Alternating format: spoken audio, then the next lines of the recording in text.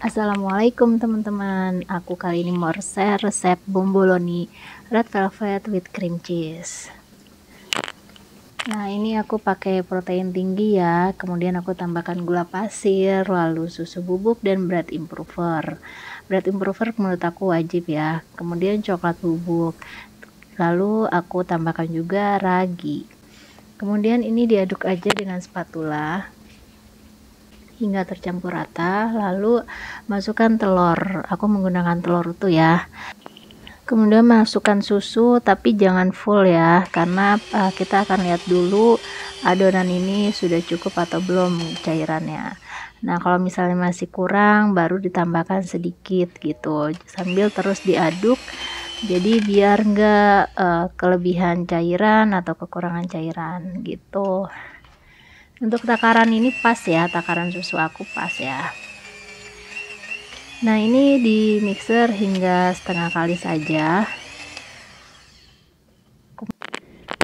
Kalau sudah, masukkan color oil atau oil color. Ini aku pakainya yang warna merah karena kan kita mau bikin red velvet ya.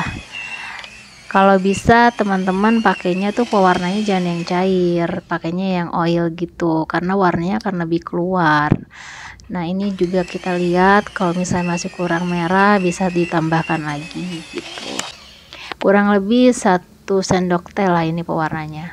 Kalau sudah setengah kali, tambahkan mentega dan garam. Lalu di mixer hingga kalis elastis ya.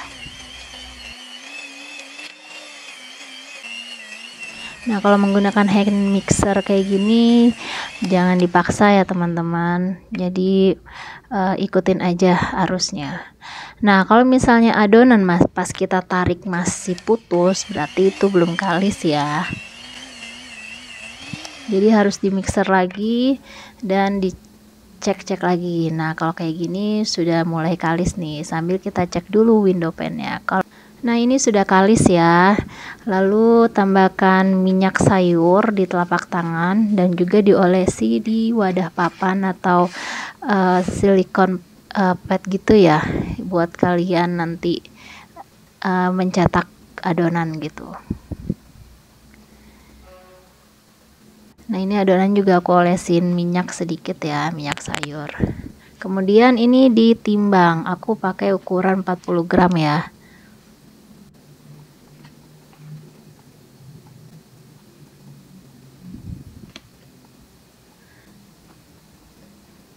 Kalau sudah ditimbang semua, sekarang kita waktunya rounding atau memadatkan adonan.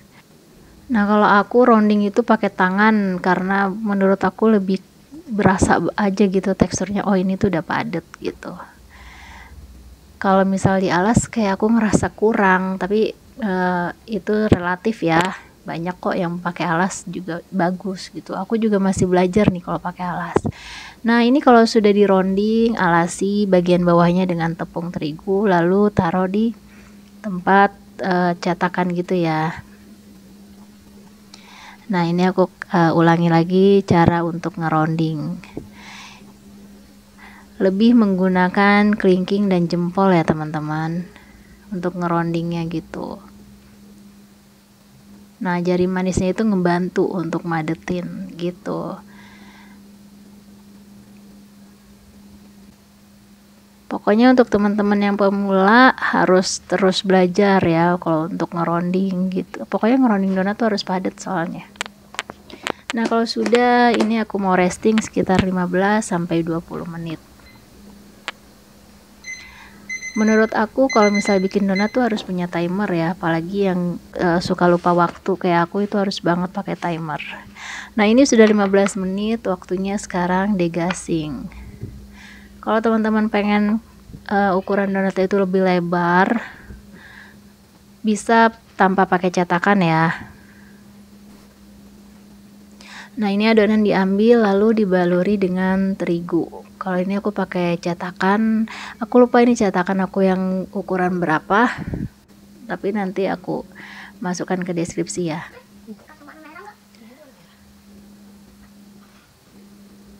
Lakukan hingga habis. Ini juga ditekan-tekan, nggak usah ditekan banget kalau pakai cetakan. Tapi kalau teman-teman pengen hasilnya yang adonan kecil tapi hasil besar, itu bisa ditekan itu tuh sampai tipis tuh nggak apa-apa. Cuman ya begitu, white ringnya juga tipis. Nah ini sudah semua, lalu lanjut proofing. Proofing di aku sekitar 45 menit, itu hanya estimasi. Menunggu proofing aku bikin fillingnya ya. Ini aku pakai cream cheese yang sudah aku diamkan tadi hingga suhu ruang, lalu tambahkan whipping cream. Tadi cream cheese nya aku mixer dengan gula ya. Kalau sudah di mixer lagi hingga soft peak.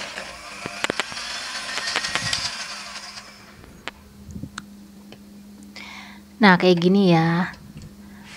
Kemudian pindahkan ke plastik segitiga atau piping bag, lalu disimpan di kulkas.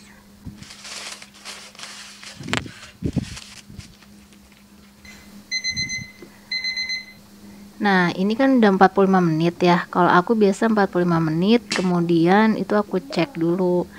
Nah ini bagian untuk drying atau kita angin-anginkan dulu. Jadi biar adonan tuh, karena tadi ditutup kan lembab, jadi harus dibuka tuh penutupnya biar bagian atasnya itu tuh kering gitu. Ciri-ciri sudah proofing itu adonan sudah mengembang, dipencet kayak gini tuh dia akan balik lagi seperti semula, dan saat diangkat itu adonannya tuh ringan dan kayak bumbling gitu loh, kayak gini.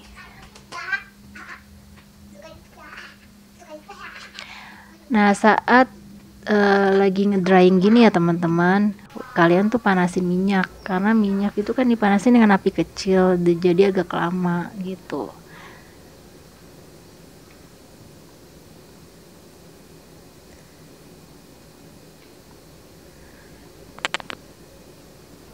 Nah ini sudah.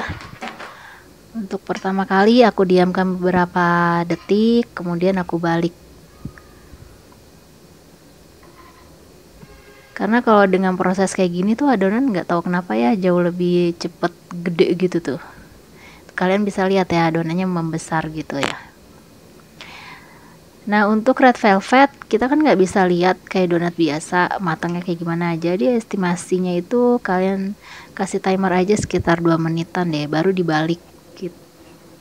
Nah untuk api kecilnya kayak gini ya teman-teman, dan ini harus di suhu sekitar 160 sampai 170-an. Nah kalau sudah diangkat, ditiriskan, jangan lupa dihentakkan pelan-pelan.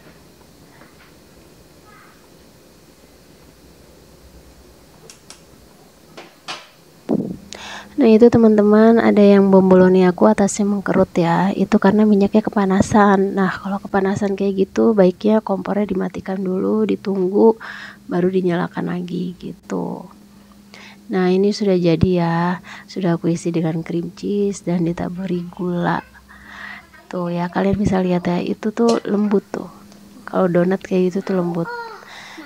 Pokoknya kalian harus coba resep ini, karena aku juga pakai ini untuk jualan. Dan alhamdulillah banyak yang suka donat aku, bomboloni aku. Tuh. Pokoknya red velvet tuh emang perpaduannya paling enak dengan cream cheese ya. Ini aku nggak cukup kalau cuma makan 2, pasti lebih. Karena aku suka banget cream cheese. Oke, selamat mencoba.